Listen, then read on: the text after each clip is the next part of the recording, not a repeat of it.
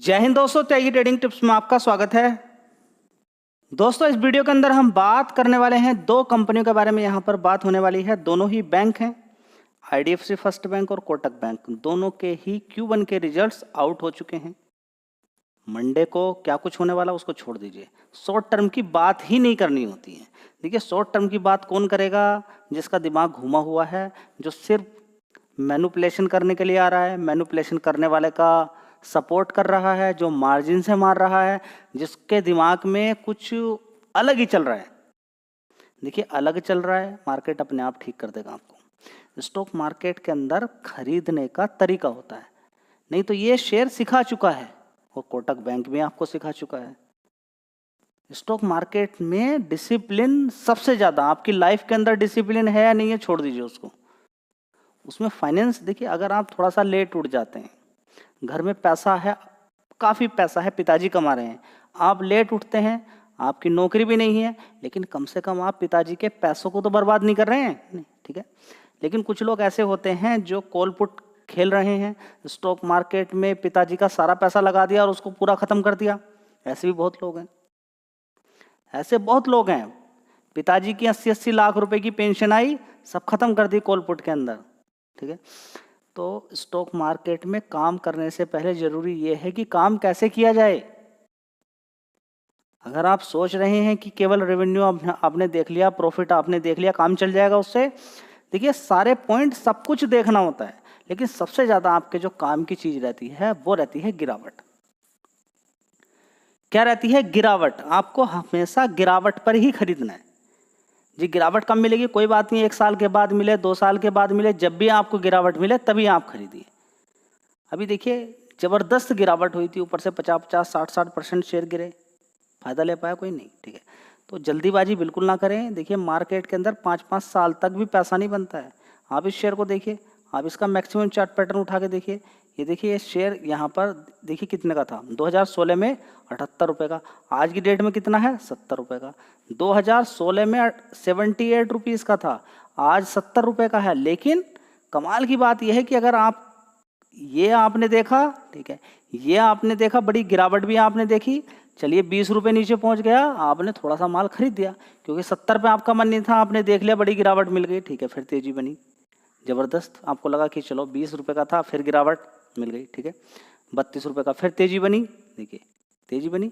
तो इस शेयर ने एक्चुअली में देखें तो 10 साल में कोई पैसा बना के नहीं दिया है, लेकिन अगर गिरावट पे आप खरीदने वाले हैं और आप मार्केट पे थोड़ा सा ध्यान रखते हैं तो गिरावट में इसने बड़ा बड़ा पैसा बना के आपको दिया है। 20-20 रुपये से 100-100 रुपये तक के टारगेट दे दिए हैं, 5-5 गुना पैसा बना के दे दिया है। ना बनाने वाले के लिए कुछ नहीं है, ना बनाने वाले के लिए कुछ नहीं है, और बनाने के वाले के लिए 20 रुपये 2020 के अंदर बड़ी गिरावट इसके अंदर हुई। ये कितना पहुंच गया? यहाँ पर 20 रुपये, और 20 रुपये से कितना मार दिया इसने? ऊपर की साइड में 100 रुपये मार दिया, ठीक है। कितना मार दिया? 100 रुपये मार दिया, ठीक है। तो 5-5 गुना भी पैसा कर दिया है और नहीं भी पैसा बनाया। देखने का तरीका है सिर्फ बस। तो स्टॉक मार्केट में गिरावट आपके काम की है, वो बार बार आपका प्रूफ करेगा यहाँ पर। और किसी को लगता है कि लॉन्ग टर्म में भी पैसा बन जाएगा, तो लॉन्ग टर्म में भी पैसा नहीं बनता अगर गलत जगह खरीदोगे तो।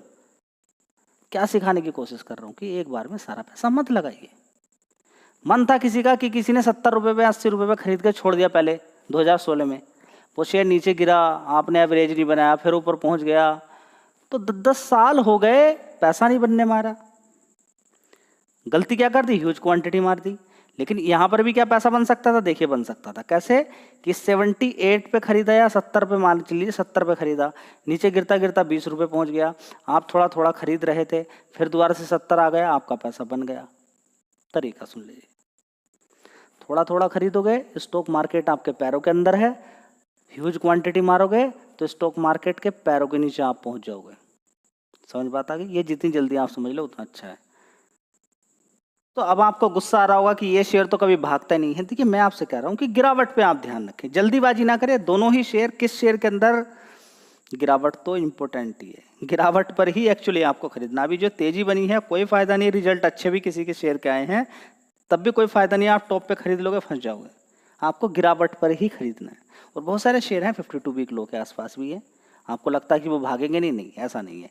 तेजी बन सकती है लेकिन आपको बिजनेस के बारे में उनके मालूम होना चाहिए। एक साल पहले IDFC फर्स्ट बैंक के अंदर 8,700 करोड़ का रेवेन्यू था, उसके बाद 8,900 करोड़, 9,300 करोड़, उसके बाद 9,400 करोड़, अभी देखेंगे 9,600 करोड़।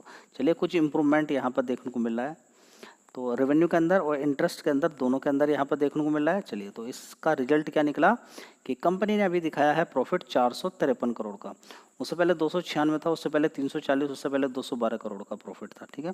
उससे पहले 643 करोड़ का था, एक साल के अकॉर्डिंग कम है। उससे पहले 700 करोड़ का भी प्रॉफिट होता था, कोई बात नहीं है। चलिए एक चीज़ आपको समझ में आ गई है कि कंपनी के अंदर अच्छा खासा परफॉर्मेंस देखने को मिला है। एक इम्पोर्टेंट पॉइंट और देखना होता है, जब भी बैंक की रिसर्च करेंगे आप, बैंक के बारे में देखेंगे तो आपको ग्रोस NPA, मार्केट में फंसा हुआ पैसे का परसेंटेज क्या है, तो कितना है 1.97%। 100% में से अगर देखते हैं तो 1.97% है, ठीक है। तो कोई दिक्कत परेशानी नहीं, यानी कि 100 रुपये अगर है तो 1 रुपया 97 पैसे फंसे पड़े हैं। चलिए कोई बात नहीं है। नेट NPA की बात करते हैं तो 0.55% है, तो क्या ज़्यादा है बताइए ना। आप कहेंगे कि हाँ पिछली बार से तो ज़्यादा बड़ा है, कोई घबराने वाली बात नहीं है, क्योंकि कभी इसका IDFC फर्स्ट बैंक का NPA आप देखेंगे तो 3% का भी होता था, ठीक है। तो ओवरऑल मिला के देखेंगे परफॉर्मेंस काफ़ी अच्छी है, इस पर आपको ध्यान देना चाहिए गिरावट पर। चलिए तो दोस्तों काफ़ी समय से मैं एक बात आपसे बोलता था कि अगर किसी को ABCD बिल्कुल भी कुछ नहीं आता स्टॉक मार्केट के अंदर, जब इनके भाव भी काफ़ी नीचे होते थे, कि किसी को कुछ नहीं आता है, तो HDFC bank, Kotak bank, Reliance industry को गिरावट पर आप काम कर सकते हैं इनके अंदर। ये मजबूत शेयर हैं। देखिए मजबूत में काम नहीं करेंगे तो कहाँ करेंगे, ठीक है। रिकमेंडेशन कुछ नहीं है, लेकिन फिर भी अपनी रिसर्च के अकॉर्डिंग में बोलता रहता था कि अगर किसी को कुछ भी नहीं आता है स्टॉक मार्केट के अंदर तो अच्छी कंपनी में काम कर ले। अच्छी कंपनियों में HDFC bank, Kotak bank, Reliance industry बढ़िया मजबूत हैं, अच्छा वेटेज रखते हैं। HDFC, कोटक तो रिलायंस, HDFC बैंक बात करें तो निफ्टी 50 और बैंक निफ्टी दोनों में वेटेज रखते हैं, तो इनके अंदर तो मूवमेंट ऊपर नीचे होता ही रहता है, ठीक है। ऊपर नीचे को छोड़िए, अभी तो फिलहाल एक साल से इसके अंदर ऊपर ही ऊपर हो रहा है, ठीक है। तो ऊपर नीचे भूल जाइए, ऊपर ही ऊपर जा रहा है। तो अब देखते हैं कि कब ये नीचे की साइड में गिरेगा। तो मजबूत शेयर है, गिरावटें बीच बीच में होती रहती हैं, HDFC बैंक भी, कोटक और रिलायंस इंडस्ट्री तीनों, ठीक है। तो कुछ लोगों ने सीखा, हाँ मल्टीबैगर रिटर्न तो नहीं बनते हैं जैसे कि नॉर्मली और दूसरे शेयर में बनते हैं, लेकिन यहाँ पर पैसा एक नॉर्मली बनता रहता है, बीच में गिरावटें देखने को मिलती रहती है, तेजी देखने को मिलती रहती है। चलिए तो यहाँ पर अभी देखेंगे तो 4.22 लाख करोड़ का मार्केट कैप इसका है, ठीक है। और HDFC बैंक तो नीचे गिर के अब 1,000 रुपये के आसपास पहुँच जाएगा, ये भी आपको मालूम है, क्योंकि 1:1 का बोनस मिलने वाला है। दोस्तों कोटक महिंद्रा बैंक की अगर बात करते हैं तो एक साल पहले देख लीजिए 15,800 करोड़ का रेवेन्यू था, उसके बाद 16,400 करोड़, 16,600 करोड़, उसके बाद देखेंगे 16,700 करोड़, अभी देखेंगे 17,200 करोड़ का रेवेन्यू देखने को मिला है। बहुत अच्छी बात यहाँ पर देखने को मिल रही है। और कंपनी का प्रॉफिट पिछले क्वार्टर से थोड़ा सा कम है, कोई बात नहीं है, लेकिन 4,400 करोड़ भी कम नहीं है। और इससे पहले वाला 4,900 था, 4,700 से पहले 5,000 करोड़, उससे पहले देखेंगे 7,400 करोड़। तो आप कहेंगे कि ये क्या हो रहा है। देखिए सबसे पहले हम देखेंगे क्या कि रिजल्ट्स, अगर किसी भी एक ऐसे शेयर जो निफ्टी 50 और बैंक निफ्टी का अच्छा वेटेज रखता है, उसमें ख़राब तब आ जाएं या फिर कम आ जाएं कब मतलब जब मार्केट बंद है। जब मार्केट बंद है तो उसका असर मंडे को देखने को मिलता है और मार्केट बहुत ज़्यादा फ्लक्चुएट कर देता है, ठीक है। तो कोटक महिंद्रा बैंक में 100 रुपये की गिरावट या 100 रुपये की तेजी मार्केट के अंदर बड़ी खलबली सी पैदा कर देती है। तो यहाँ पर गिरावट है, देख लीजिए प्रॉफिट के अंदर, यहाँ पर देखेंगे इन दोनों क्वार्टर्स के अकॉर्डिंग प्रॉफिट में गिरावट है और एक साल के अकॉर्डिंग भी गिरावट है, तो कुछ देखने को मिल सकता है। अब ये कुछ नहीं कि ज़रूरी है, ठीक है, लेकिन हाँ रिजल्ट उतने अच्छे नहीं आए हैं, ठीक है। तो ये क्या हो गया, इसलिए मैंने आपको बोला था, थंबनेल में भी लिखा कि ये क्या हो गया है। तो दोस्तों थोड़ा सा ठहर जाइए। स्टैंड लोन अभी मैंने आपको क्या दिखाया, कंसोलिडेटेड रिजल्ट्स दिखाया, लेकिन बैंकिंग सेक्टर के ज़्यादातर स्टैंड लोन देखा जाता है। तो यहाँ पर देखेंगे 12,700 करोड़ का रेवेन्यू था एक साल पहले, उसके बाद 13,200, 13,400, उसके बाद देखेंगे 13,500 करोड़, अभी देखेंगे 13,800 करोड़, ठीक है। तो यहाँ पर अगर हम देखते हैं स्टैंड लोन में तो अच्छी परफॉर्मेंस देखने को मिल रही है। तो आप कहेंगे किसकी बात मानी जाएगी, तो देख लीजिएगा आप थोड़ा सा यहाँ पर। तो एक साल के अकॉर्डिंग अगर नेट प्रॉफिट देखा जाए या पिछले क्वार्टर के अकॉर्डिंग देखा जाए तो कम है, 3,500 से 3,200 है।